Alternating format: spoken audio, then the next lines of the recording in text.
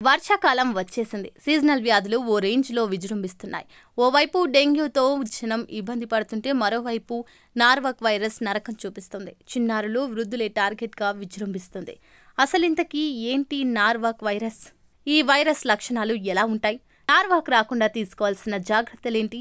ఈ రోజు తెలుసుకుందాం. రాష్ట్ర వ్యాప్తంగా వర్షాలు దంచి కొడుతున్నాయి. వర్షాలతో పాటు కొత్త రకం వైరస్లు వచ్చేశాయి. జనాలపై దాడి చేస్తున్నాయి. ప్రస్తుతం నార్వాక్ వైరస్ నరకం చూపిస్తుంది. నార్వాక్ బాధితులతో హైదరాబాద్ నీలోఫర్ హాస్పిటల్ నిండింది.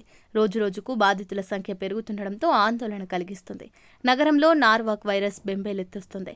సాధారణంగా వానాకాలంలో వ్యాప్తి చెందే ఈ వైరస్ చిన్నపిల్లలు, వృద్ధులే టార్గెట్గా విజృంభిస్తుంది. దీంతో వందలాది మంది చిన్నారులు, వృద్ధులు ఆసుపత్రుల బాట పడుతున్నారు.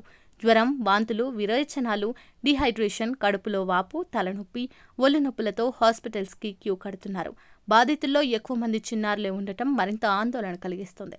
గత కొన్ని రోజులుగా హైదరాబాద్లోని నీలోఫర్ ఆసుపత్రికి నార్వాక్ బాధితులు క్యూ కడుతున్నారు.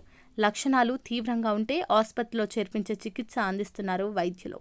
మరీ ముఖ్యంగా చిన్నారుల విషయంలో చాలా జాగ్రత్తలు తీసుకోవాలంటున్నారు. పరిసరాలు, వ్యక్తిగత పరిశుభ్రత లేకపోవడం, కలుషిత ఆహారం, కలుషిత నీళ్లు తీసుకోవడం వల్ల ఈ వైరస్ ప్రబలుతుందంటున్నారు వైద్యులు. తీవ్రమైన డీహైడ్రేషన్, నిస్సత్తువ, ఏం తినలేని పరిస్థితి ఉంటే మాత్రం ఆసుపత్రిలో చేర్పించి చికిత్స అందించాలని చెబుతున్నారు. వైరస్ బారిన పడిన 12 నుంచి 48 గంటల లోపు లక్షణాలు బయటపడతాయంటున్నారు.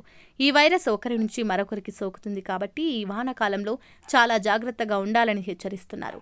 మొత్తంగా వర్షాకాలం పూర్తయ్యే వరకు చాలా జాగ్రత్తగా ఉండాలని సూచిస్తున్నారు డాక్టర్లు. చిన్నపిల్లల విషయంలో జాగ్రత్త పడకుంటే తీవ్ర ఇబ్బందులు ఎదుర్కోవాల్సి ఉంటుందని హెచ్చరిస్తున్నారు.